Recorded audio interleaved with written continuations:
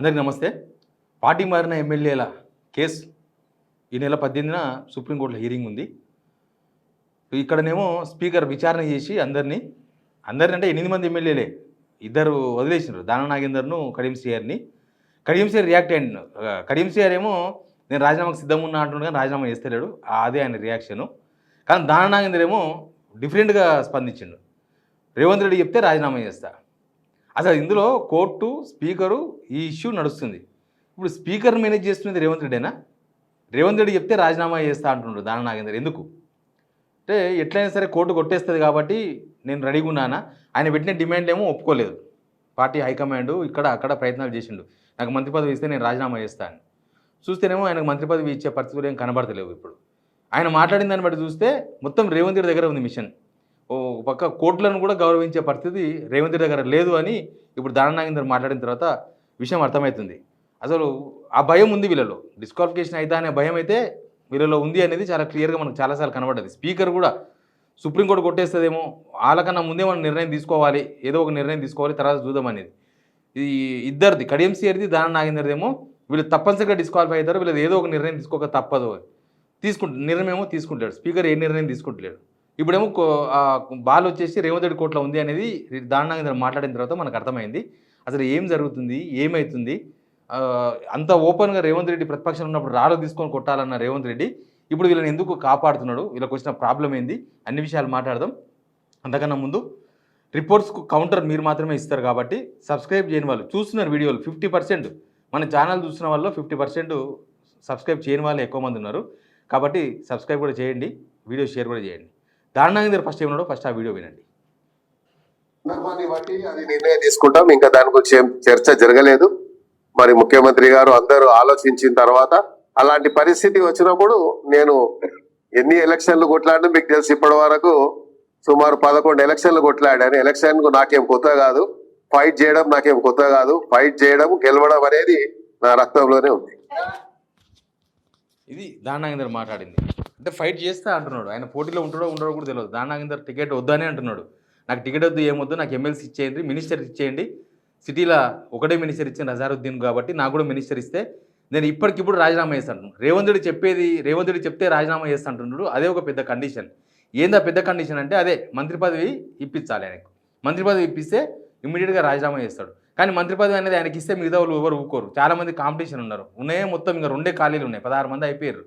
ఇంకో 2 ఒకటి దానం నాగేందర్కి ఇస్తే ఇంకొకటే మిగులుతుంది.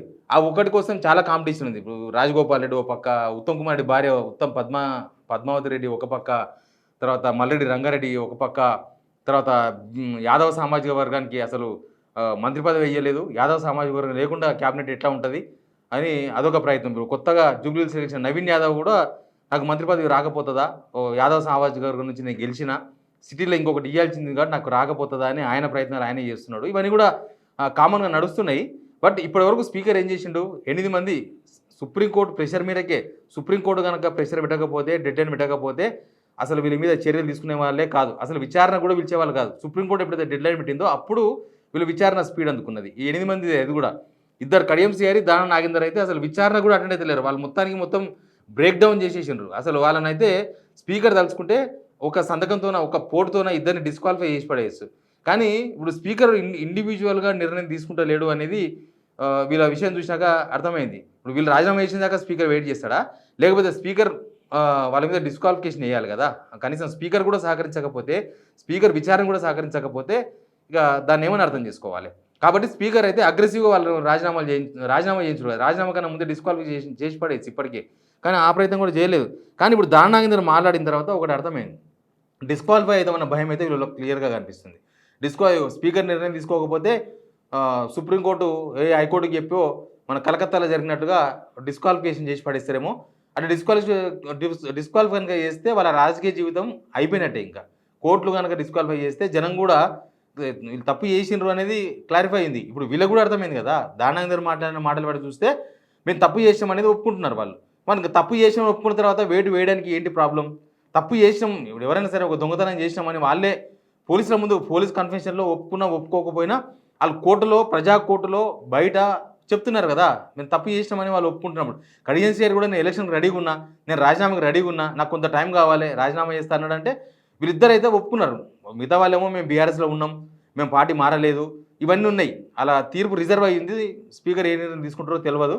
స్పీకర్ నిర్ణయం తీసుకున్న తర్వాత కూడా మళ్ళీ కోర్టులో వ్యవహారం ఉంటుంది.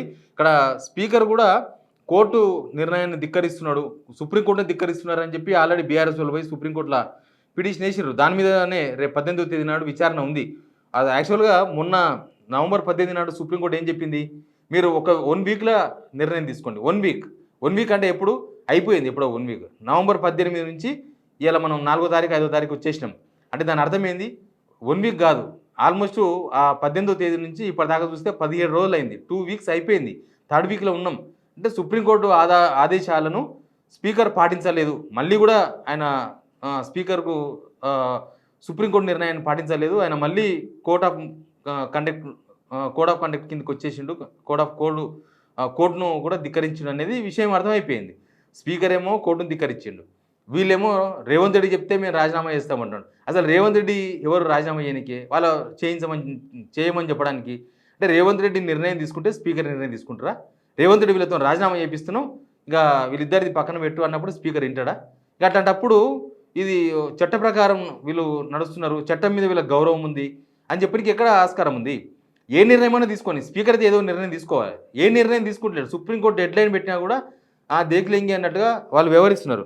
కానీ ఇదంతా చూస్తుంటే వీళ్ళ ఇప్పుడు రేవంత్ రెడ్డి చెప్తే నేను రాజీనామా చేస్తా, ఇదంతా మారిన తర్వాత పార్టీ మార్చినందుకు జనాల్లోతో యాంటీ ఉంది. పార్టీ మారిన వాళ్ళని జనాలను ఎప్పుడూ ఓడిస్తేనే వచ్చారు. హిస్టరీలో కూడా చూస్తే పార్టీ మారిన వాళ్ళ మీద జనం కోపంతో ఉన్నారు. టైం వచ్చినప్పుడు, ఎలక్షన్ వచ్చినప్పుడు వాళ్ళ ప్రతాపం ఏందో, వాళ్ళ ప్రభావం ఏందో చూపిస్తున్నారు. వాళ్ళు ఓట్లు వేస్తలేరు. మనం చూసాం కదా, బీఆర్ఎస్లో జాయిన్ అయితే 14 మంది 12 మంది జాయిన్ అయితే 2 గెలిచిర్రు, 9 మంది ఓడిపోయారు బీఆర్ఎస్లో చేరిన వాళ్ళు. ఒక్కరు పోటీ కూడా వేయలేదు. ఆసిఫాబాద్ నుంచి ఆతం సక్కండి, ఆయన టికెట్ కూడా ఇవ్వలేదు బీఆర్ఎస్. తర్వాత ఆయన ఎంపీ టికెట్ ఇచ్చారు, అది కూడా ఓడిపోయాడు.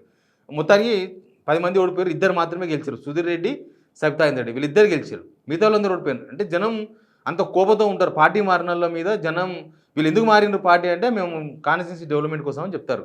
కాన్స్టిట్యూన్సీ డెవలప్మెంట్ అయిందా అంటే ప్రజలను అడిగితే చెప్తారు, మా ఎమ్మెల్యే పోయిండు, ప్రభుత్వంలో లబ్ధి పొందారు. వీళ్ళు ప్రభుత్వంలో వాళ్ళ సొంత పనులు చేసుకున్నారు, లేకపోతే వాళ్ళ భూముల ఇష్యూస్ని సాల్వ్ చేసుకున్నారు, లేకపోతే ఏదో డిమాండ్స్ పెట్టి కొందరు డబ్బులు అడిగి అంతో ఇంతో డబ్బులు రికవరీ చేసిండు ఎమ్మెల్యేలు. అధికార పార్టీలో చేరినప్పుడు కొందరు ఎమ్మెల్యేలు ఉన్నారు, మాకు 5 కోట్లు ఇస్తారా, 10 కోట్లు ఇస్తారా, నాకు అప్పల పాలైనా నేను ఆ 10 కోట్ల రూపాయలు ఇస్తే నాకు చాలు, అట్లాంటి వాళ్ళకు కూడా అంతో ఇంతో పైసలు పోయినాయి. కానీ ఇప్పుడు కోర్టు భయం మాత్రం వీళ్ళకు 100% ఉంది. స్పీకర్ భయం లేదు అసలు వీళ్ళకి. స్పీకర్ భయం ఎందుకు లేదు? అసలు యాక్చువల్గా పార్టీ మారిన ఎమ్మెల్యేలు తప్పు చేసామని వాళ్ళే ఒప్పుకుంటున్నప్పుడు, అసలు ఇప్పటిదాకా స్పీకర్ మీద సుప్రీంకోర్టు ఇంత ప్రెషర్ పెట్టినప్పుడు అసలు స్పీకర్ ఎందుకు నిర్ణయం తీసుకుంటున్నారో తెలుసలేదు. తీర్పు రిజర్వ్ చేసి ఇన్ని రోజులు అయింది, తీర్పు రిజర్వ్ చేసి కూడా ఏ నిర్ణయం కూడా ఇప్పటిదాకా చెప్పలేదు. ఇప్పుడు దాని నాగేందరే స్వయంగా రేవంత్ రెడ్డి చెప్తే నేను రాజీనామా చేస్తా అంటున్నానంటే మొత్తం వ్యవహారం అంతా రేవంత్ రెడ్డి చేతిలో ఉంది. రేవంత్ రెడ్డి ధైర్యం ఏందో, చట్టం ఉల్లంఘించిండ్రు, చట్టాన్ని ఫాలో కాలేదు, సుప్రీంకోర్టు డెడ్ లైన్ పెట్టిండ్రు, ఇవన్నీ కూడా మన కళ్ళ ముందు కనిపిస్తున్నాయి. కానీ మరి రేవంత్ రెడ్డి ఎందుకు రాజీనామా చేపిస్తలేడు అనేది చాలా కీలకమైన అంశం. ఆయననే ఒకప్పుడు వ్యతిరేకించిండు కదా పార్టీ మారిన వాళ్ళను. అంటే రేవంత్ రెడ్డి ప్రతిపక్షంలో ఉన్నప్పుడు ఒకలాగా మాట్లాడిండు, రాళ్ళు తీసుకొని కొట్టమన్నాడు, వాళ్ళ ఇంటి మీదకి కార్యకర్తలు పంపించేసిండు. అబ్బా ఈయన అధికారంలోకి వస్తే ఇంకా పార్టీ ఫిరాయింపులు ఉండవేమో, ఒకవేళ పార్టీ ఫిరాయింపు చేస్తే రాజీనామా చేసి పార్టీలో జాయిన్ చేసుకుంటారేమో అన్నంత కలరింగ్ ఇచ్చింది. కానీ అధికారంకి వచ్చిన తర్వాత రేవంత్ రెడ్డి దగ్గర నుండి కండవాలు కప్పి ఇప్పుడు డ్రామాలు, అది పార్టీ కండవ కాదు, దేవుని కండవ, అది ఇది వాళ్ళు డెవలప్మెంట్ కోసం నన్ను కలిసిర్రు. డెవలప్మెంట్ కోసం కలిస్తే ఏ డెవలప్మెంట్ చేసినా కూడా ప్రభుత్వం ఒక వైట్ పేపర్ రిలీజ్ చేస్తే కనీసం ఆ ప్రజలకన్నా క్లారిటీ వస్తుంది. కానీ అవేం చేయలేదు. పార్టీ మార్చి లాభాలన్నీ లబ్ధి పొంది వాళ్ళ స్వయంగా వాళ్ళకి కావాల్సిన అన్ని డిమాండ్స్ సాధించుకొని ఇప్పుడు డ్రామా చేస్తున్నారు అనేది అర్థమవుతుంది. రేవంత్ రెడ్డి చెప్తే రాజీనామా చేస్తా అంటే వీళ్ళు పార్టీ మారినప్పుడు జనాలు అడిగి పార్టీ మారినరా? ఎవరు ఏ జనాలతో మీటింగ్ పెట్టి ఈ పార్టీ మారిన ఎమ్మెల్యేలు ఎవరైనా సరే వాళ్ళ అభిప్రాయం తీసుకొని మీరు ఓటు వేసారు కదా, నేను పలానా పార్టీలో ఎమ్మెల్యే అయినా కదా, నేను ఇప్పుడు పార్టీ మారుతున్నాని ఎవరిని అడిగి రాజీనామా చేసిండ్రు? ఇప్పుడు ఎవరిని అడిగి రాజీనామా చేస్తారు? రేవంత్ రెడ్డిని అడిగి రాజీనామా చేస్తారా? నమ్ముతారు ఎవరన్నా దీన్ని జనాలు? వీళ్ళకి భయం ఉన్నప్పుడు చేస్తే అవసరం ఉంది. ఇప్పుడు గెలిచేంత వరకు ఒక పార్టీ, గెలిచిన తర్వాత ఇంకొక పార్టీ, రేపు నాడు ఓడిపోతే ఇంకొక పార్టీ. అసలు గెలుస్తామన్న నమ్మకం లేకనే కదా ఇప్పుడు దాని నాగేందర్ మంత్రి పదవి ఇవ్వండి, నాకు ఎమ్మెల్సీ ఇవ్వండి, మీరు టికెట్ ఎవరికైనా ఇచ్చుకోండి, నేను రాజీనామా చేయను అని. అంటే ఇప్పుడు కేసు పెండింగ్లో ఉన్నప్పుడు ఈ రాజీనామా మాటలు మాట్లాడుతున్నారు. అంతకుముందు అయితే అసలు రాజీనామాల గురించి కూడా ఎప్పుడు మాట్లాడలే. ఇప్పుడు రేవంత్ రెడ్డి చెప్తే రాజీనామా చేస్తా అంటే అది జనాల్లో ఎంత నెగిటివ్ తెలుసా? అంటే తప్పు చేసినోడిని రేవంత్ రెడ్డి కాపాడుతున్నాడు, తప్పు చేసిన రేవంత్ రెడ్డి చట్టం నుంచి కాపాడుతున్నాడు అనేది జనాలకు పోతుంది. ఆయన ఆయన ఏమంటున్నారు, రాజీనామా కూడా రేవంత్ రెడ్డి చెప్తే చేస్తా అంటున్నాడు. అంటే జవాబుదారీతనంలో కూడా లేదు ఎమ్మెల్యేలో, కనీసం రెస్పాన్సిబిలిటీ కూడా లేదు. అంటే రేవంత్ రెడ్డి చెప్తే చేస్తాడు, తప్పు ఒప్పుకున్నారు వీళ్ళు. రేవంత్ రెడ్డి పూర్తి బాధ్యత అని చెప్పేసి వాళ్ళు చెప్తున్నారు. ఇప్పుడు దానాంగర్ చెప్పిన లెక్క ప్రకారం ఇది చాలా బలహీనమైన స్టేట్మెంట్గా చూడొచ్చు, చాలా బలహీనమైన స్టేట్మెంట్. సరే ఎలక్షన్స్ వస్తే మీరు 11 సీట్లు గెలుస్తుంది దానాగేందర్ 11 సార్లు, మరి 12 సార్లు గెలవడానికి ఎందుకు భయపడుతున్నారు? ఎందుకు రాజీనామా విషయంలో ఇంత డ్రామా నడుస్తుంది? కోర్టు పంపించబోతుంది, రాజీనామా చేయించబోతుంది, ఇక కోర్టు ప్రెషర్తో తప్పదు అన్న పరిస్థితుల్లో తప్ప ఆయన ఈ మాటలు మాట్లాడతలేడు. దానాగేందర్ మాటలు వింటే ఏమర్థమైంది? వీళ్ళు పబ్లిక్ కోసం కాదు పార్టీ మారింది, పవర్ కోసమే. ప్రజలు ఇచ్చిన ఓట్లు వదిలేసి పదవి పట్ల ఆసక్తి మాత్రమే ఉంది వీళ్ళకు, పదవి వ్యామోహం మాత్రమే ఉంది, కానీ ప్రజల కోసం కాదు. నిజంగా వీళ్ళు తప్పు చేయకపోతే కోర్టులో కూడా పిటిషన్ వేయాలి, అవును వీళ్ళు పార్టీ మారలేదని చెప్పొచ్చు. స్పీకర్ కూడా నిర్ణయం తీసుకోవచ్చు, స్పీకర్ కూడా నిర్ణయం తీసుకుంటారు. మొత్తం ఇదంతా కూడా పార్టీ మారినందుకు వచ్చే యాంటీ ఇంకంబెన్స్, కోర్టు డిస్క్వాలిఫై అవుతున్న భయము, ప్రజల్లో ఇప్పటికే ఉన్న నెగిటివ్ ఇమేజు, ఇవన్నీ కలవడంతోనే దానం నాగేందర్ రేవంత్ రెడ్డి చెప్పేస్తే నేను రాజీనామా చేస్తానని మాట్లాడుతున్నట్టు కాబట్టి కనిపిస్తుంది. అసలు పార్టీ మారిన ఎమ్మెల్యేల విషయంలో మీ కామెంట్ ఏంది? వాళ్ళకు ఆ కాన్స్టిట్యున్సీకి సంబంధం లేకపోయినా రాష్ట్ర ప్రజలు ఏం చెప్తారో కింద కామెంట్ బాక్స్ ఓపెనే ఉంది, దానిలో మీరు కామెంట్ చేయండి. Please subscribe signal TV.